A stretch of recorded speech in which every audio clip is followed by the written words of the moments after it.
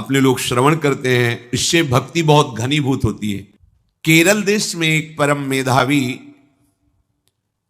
सुधार्मिक नाम के राजा राज्य करते थे। धर्म पूर्वक चलना, प्रजा का पालन करना और भगवान नाम जप करना, शास्त्र विधि से बिल्कुल कभी प्रतिकूल एक भी आचरण जीवन में नहीं किया। तो उनके यहां महाभागवत चंद्रहास जी का प्रादुर्भाव होता है। भगवान के भक्त में देखो तो मूल कौन है? नक्षत्र भगवान। ऊर्ध्वमूल मधा शाखा मुसत्तम प्राहुरभ्यम।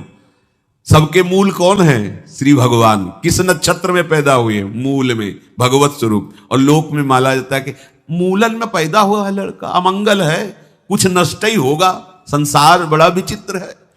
जैसे बालक रोता है ऐसे उनकी आवाज में निकला कृष्ण कृष्ण। बड़ा आनंद हुआ सुधार्मिक राजा को कि हमारे कोई महाभागवत पधारा है, क्योंकि ये भजन करके पूर्व जन्म में ऐसी भागवती की स्थिति प्राप्त की कि अबोध अवस्था में ही श्रीमुख से कृष्ण नाम निकल रहा है। आनंद उत्सव मनाया जा रहा है। राजा है, राजकुमार प्रकट हुआ, और दूसरी बात वो स्वयं भक्त हैं, और भगवान का ऐसा भक्त जो जन्म लेते ही कृष्ण नाम उच्चारण किया। ये आनंद ज्यादा दिन टिका नहीं। रोज बधाइयां हो रही, आनंद उत्सव मनाए जा रहे। शत्रु पक्ष के राजाओं ने मिलकर कहा यही अवसर है, आक्रमण कर दिया जाए, और केरलाधिपति का सब पूरा महल घेर करके कोई एक भी न बचने पावे। शत्रु पक्ष के राजाओं ने घेर लिया, आसपास से राजा और सैनिकों ने घेर लिया। अब वो असावधान थे, आनंद में पुत्र हुआ है, बधाइयां, कोई संभावना ही नहीं थी। गुप्त रूप से शत्रु पक्ष के राजाओं ने आक्रमण करके घेर लिया। अब राजाओं की कई सेनाएं और इनकी असावधानी पूर्वक आनंदमयी वृत्ति में कोई पहले से पता हो तो तैयारी करते, तत्काल आक्रमण को रोकने का प्रयास किया, पर असफल रहे। इनके सैनिक भी मारे गए, राजा भी मारे गए, राजमहल को घेर लिया गया, कोई भी एक भी बच के न जाने पावे। तो राजमाता जिनसे चंद्रहास जी का प्रादुर्भाव हुआ था, उन्होंने धाय मां को कहा कि मेरे पुत्र को बचाने में तुम समर्थ हो, मेरे तो प्राण नहीं बचेंगे, अगर ये लोग नहीं मारते तो मैं अपने पति के शव के साथ सती हो जाऊंगी। पहले ऐसी धार्मिक निष्ठा माताओं बहनों में होती थी कि धाय मां ने विचार किया कैसे बचा सकती हूं, आसपास तो सब सैनिक घेरे हुए हैं। तत्काल उसने विचार किया कि अगर हम इनको राजकुमार की तरह ले जाती है तो हमें भी मारा जाएगा और इनको भी मारा जाएगा। देखो कितनी विपत्ति जन्म लेते हैं। कोई प्रश्न कर सकता है कि महाभागवत जिनके घर में प्रकट हो तो वहां धन वैभव सुख संपत्ति बढ़नी चाहिए, यहां तो जन्म से ही जैसे वहां माता पधार गई, ये क्या है? तो श्री भगवान स्वयं कह रहे हैं यस्य तुष्टो हम पार्थ वित्तम तस्य हराम्यहम करोमि बंधु विच्छेदम सच कष्टेन जीवति। हे अर्जुन, मैं जिस पर बहुत प्रसन्न होता हूं, आप अपने ऊपर भगवान को बहुत प्रसन्न करना चाहते हैं, बहुत प्रसन्न करने में यह है, देख लो, कह रहे जिस पर मैं बहुत प्रसन्न होता हूं सबसे पहले उसका ऐश्वर्य नष्ट करता हूं। फिर क्या करता हूं? फिर बंधु बांधवों का, फिर क्या करता हूं? असाध्य रोग उसके शरीर में। बोले महाराज जी तुम प्रसन्न हुए हो कि पूरे के पूरे नाराज हो गए हो? बोले यही मेरी प्रसन्नता है। क्या? माया का नाश। अब एकमात्र भरोसा केवल भगवान का, दूसरा कोई नहीं। ये सबको पसंद नहीं आएगा, सब तो उस भगवान की भक्ति चाहते हैं कि अगरबत्ती धूप बत्ती तन मन धन सब तेरा स्वामी, क्या लागे मेरा, पर अंदर से कह रहे सब तन मन धन सब मेरा, क्या लागे तेरा। ऐसे तो चलेगी भक्ति। लेकिन कई बार सत्संग में पीछे धाम में कहा था कि भगवान को रिझाकर लोक मांगोगे तो चैन से रह लोगे, और अगर उनसे प्यार करने की बात मन में ठानी कि बस मुझे केवल आपकी आंखों में आंखों को मिला करके जीवन व्यतीत करना है, मुझे और कुछ नहीं चाहिए, तो फिर लाडले आपको दुशरिहा का कोई आश्रय रहने नहीं देंगे। ध्यान रखना, जितने दुशरिहा होंगे तो ये बर्दाश्त हो तो कदम आगे बढ़ावे, बहुत प्रसन्न हो जाओ ठाकुर हम पे, तो करे यस्य तुष्टो ह्रहम पार्थ वित्तम तस्य हराम्य हम करोमि बंधु विच्छेदम सच कष्टेन जीवती। जितनी श्वासें रहेंगी भयंकर कष्ट मैं उसको व्यतीत करने के लिए दूंगा। ये दंड नहीं है, ये पुरस्कार है। अनंत जन्मों का हिसाब बराबर करके कहीं इसकी वृत्ति मेरे से हट न जाए, ऐसे घेरे में डाल के अखंड चिंतन करवा के सजयति जयति जग उच्चरे। जाको करत श्याम सहाई प्रथम वर्णो कृपा क्रम हो विषय मूल गवाई। कुल कुटुंब बल वित्त हीनो दीन के दुखदाई आपने को करजु लीनो आप ही अपनाई।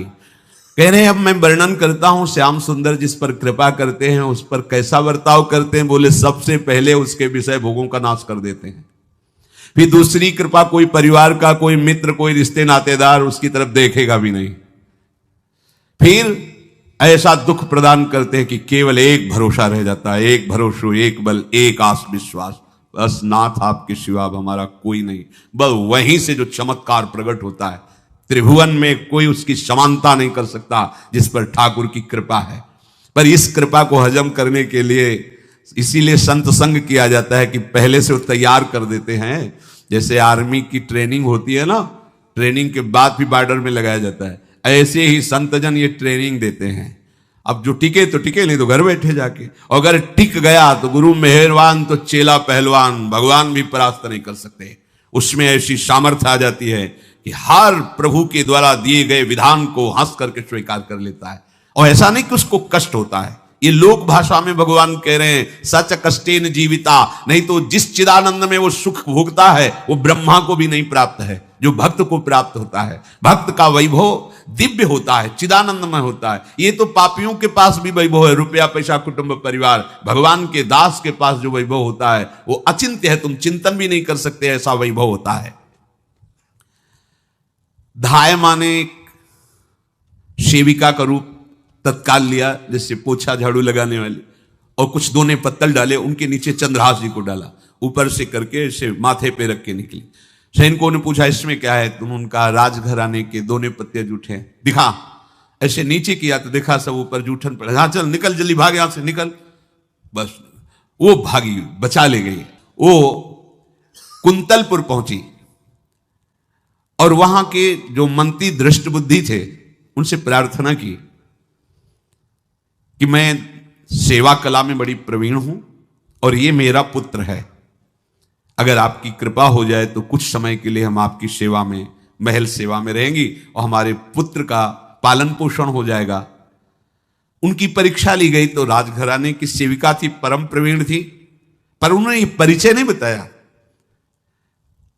विधि विधान से राज्य की सेवा में प्रवीण दासी पाकर उसको अच्छा लगा, ठीक है आप रह सकती है। अभी चंद्रहास जी 3 वर्ष के ही थे कि धायमा पधार गई, और ये हर समय कृष्ण कृष्ण कृष्ण कृष्ण कृष्ण नाम इनके चलता रहता था। अब जो उनका दुलार करने वाली थी धायमा, वो भी पधार गई तो कौन उनकी तरफ देखे। पर बहुत ही गौरवर्ण, बड़े ही सुंदर। अब वो गलियों में भटकने, निकाल दिया महल से जब धायमा मर गई, क्योंकि धायमा की सेवा कारण उनको रखा गया था। 3 वर्ष के बालक गलियों में, तो कोई भी मां देखती उनको तो कोई उनको वस्त्र पहना देती, कोई भोजन करा देती। ऐसे ही भगवान के भक्तों की बड़ी विचित्र लीला होती है। यहां चंद्रहास जी को जो भी माता बहन देखती कुंतलपुर के गलियों में, तो कोई वस्त्र, कोई स्नान करवा देती, कोई काजल लगाती, कोई भोजन पवा देती। परम हंसों जैसा जीवन कट रहा है। कृष्ण कृष्ण कृष्ण कृष्ण। 14 भुवनों में जिनकी अव्याहत गति है, जो सबको देखते रहते हैं, श्री देवर्षि नारद जी। ये कृष्ण कृष्ण बोलता है बालक, और इसका हरि के सिवा कोई नहीं। तो एक दिन एकांत में बैठे हुए थे बालक चंद्रहास जी, नारद जी पधारे हैं, भाई जी से मिले हैं। स्वप्न में कितने महापुरुष मिलते हैं जो भजन ठीक से करते हैं, ये बड़े बड़े महापुरुष आकर के उपदेश करते हैं। ये त्रिकाल सत्य हैं, कोई ऐसा नहीं है कि ये कहानी हैं, अभी हैं। जहां आप भगवत चिंतन करेंगे तो आपको परिचय बड़े बड़े महापुरुषों का मिलने लगेगा। नारद जी आए तो देखा आंख बंद किए हुए चंद्रहास जी कृष्ण कृष्ण कृष्ण कृष्ण कृष्ण ऐसा उच्चारण कर रहे हैं। त्रिकालज्ञ सर्वज्ञ नारद जी ने देखा कि ओहो, इतना छोटा बालक और कृष्ण कृष्ण बोल रहा है। नारद जी ने स्पर्श किया दुलार करते हुए, सुनो आंख खोलो।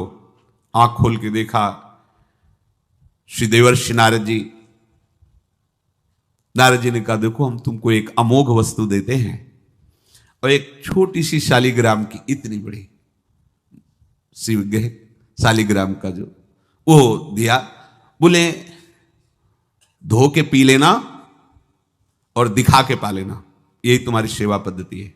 अर्थात स्नान करा दिया और जो तुम्हें मिले इनको अर्पित। तो उन्होंने विचार किया कि धोने के लिए, स्नान कराने के लिए पात्र चाहिए, भोग लगाने के लिए पात्र चाहिए।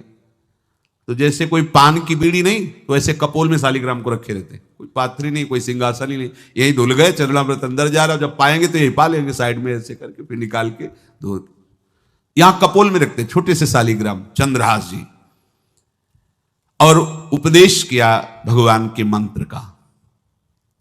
जब कोई भगवत प्राप्ति के लिए चलता है तो भगवान ही गुरु रूप से प्राप्त होते हैं, वहां तक तुम्हें पहुंचा देते हैं या उन महापुरुष को आपसे मिला देते हैं।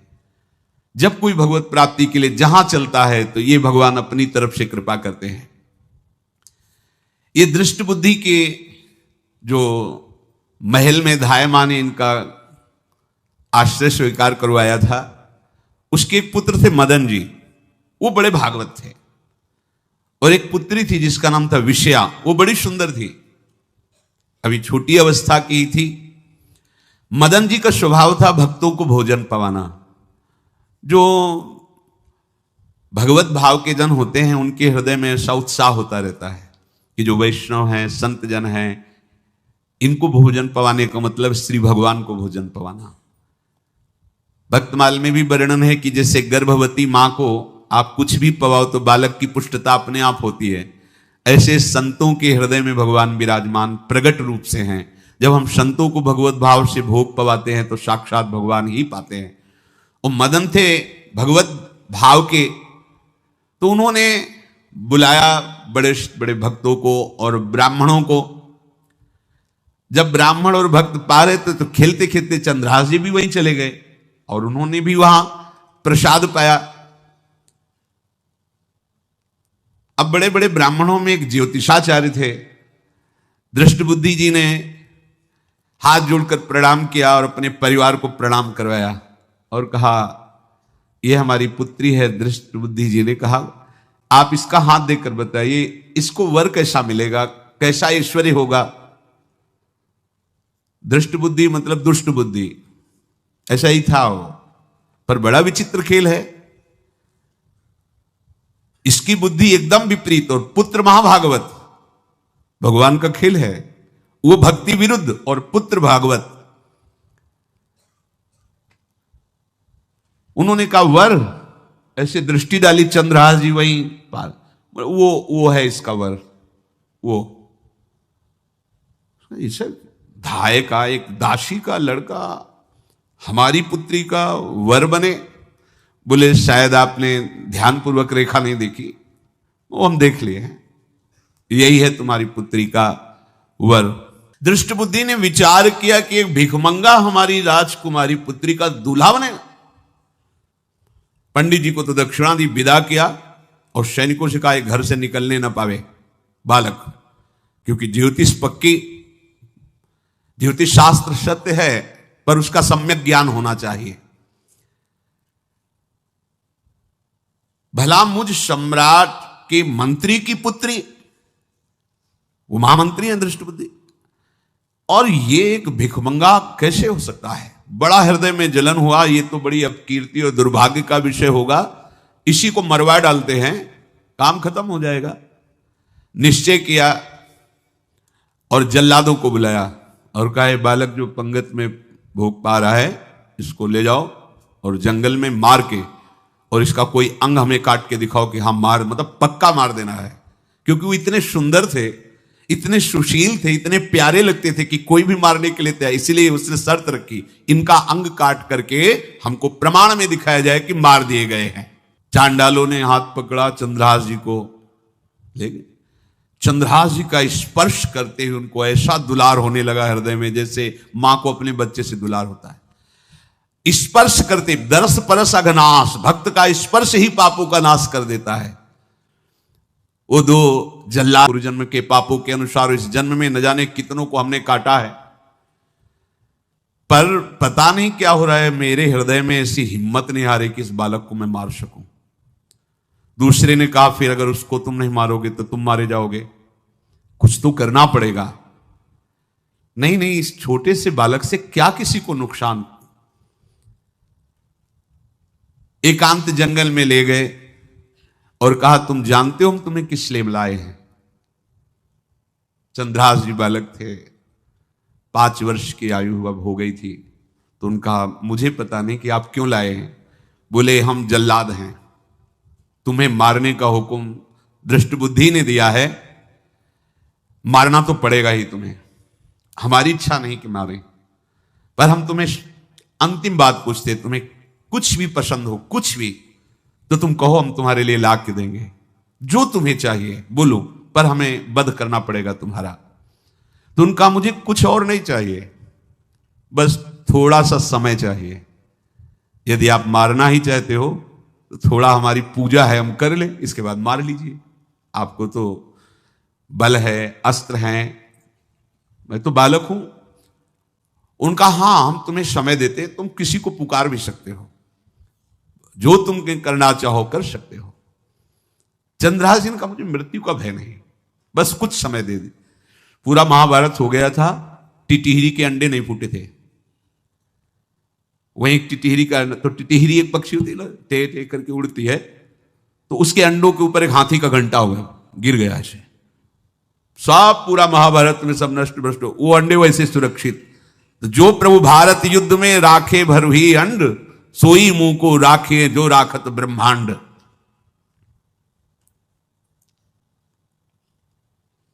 मैं तो अनाथ हूं, श्री कृष्ण के सिवा कोई मेरा है नहीं, मैं किसको पुकारूं।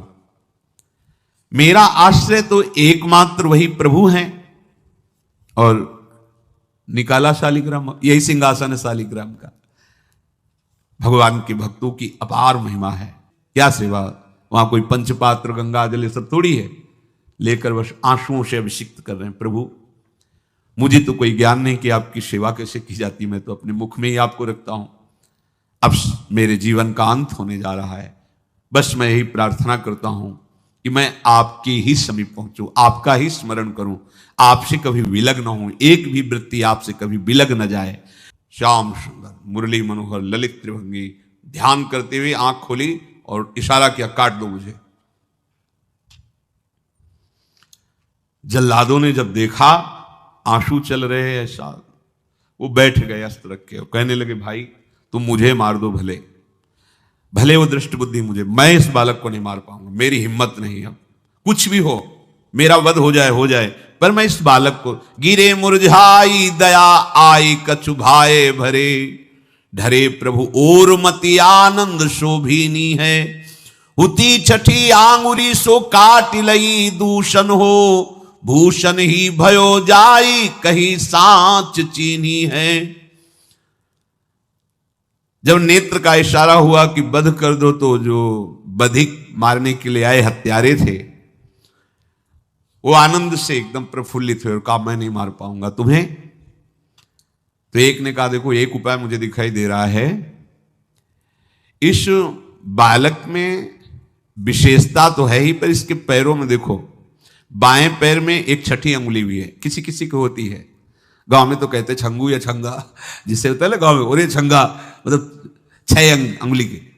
बोले इसको अगर काट लेते हैं तो प्रमाण भी सत्य, जिसकी कसम खवाएगा मैं खा लूंगा कि ये चंद्रहास जी के, और मैं मार दिया। और कौन इस बालक को ढूंढेगा, जंगल में छोड़ देते हैं, अपनी तो सामर्थ्य नहीं। बदिकों ने, जल्लादों ने ऐसा ही किया और जाकर अंगुली दिखा दी, मैं बालक का वध करके आ गया हूं। उनको यह कि लाखों बार इन्होंने वध किया, तो संशय का कोई रिश्तेदार थोड़ी है, वो तो बालक है, उसको मारने में क्या। हाँ ठीक है, मार दिया गया। अब वो जो चले गए तो अंगुली जो कटी थी उससे रक्त प्रवाह हो रहा है। कृष्ण कृष्ण जगन्नाथ वासुदेव जनार्दन, हे कृष्ण, हे जगन्नाथ, हे वासुदेव, हे जनार्दन, ऐसे नाम उच्चारण करते हुए मूर्छित हो रहे हैं चंद्रहास जी। वो छोड़ करके जल्लाद चले गए। चंद्रहास जी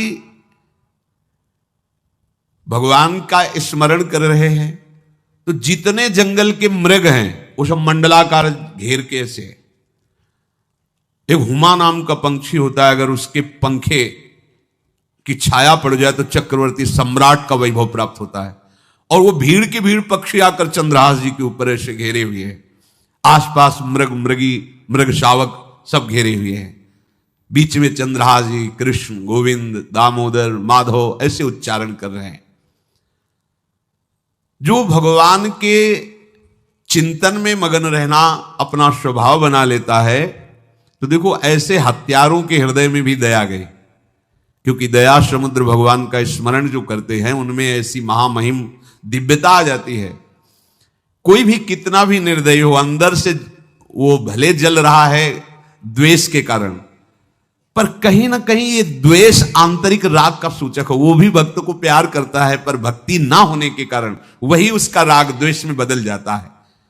कोई भी हो, अंदर से जब भक्त के प्रति जलन पैदा करता है तो उसमें मूल होता है भक्त की महिमा, भक्त का महत्व, पर उसे ना प्राप्त, जैसे कहते हैं कि वो अंगूर खट्टे हैं और हट नहीं प्राप्त कर पाए तो अंगूर खट्टे हैं। बकाया महत्व सब के अंदर होता है। दुष्ट से भी दुष्ट के अंदर भगवान के भक्तों का महत्व होता है, क्योंकि सबके हृदय में भगवान विराजमान है।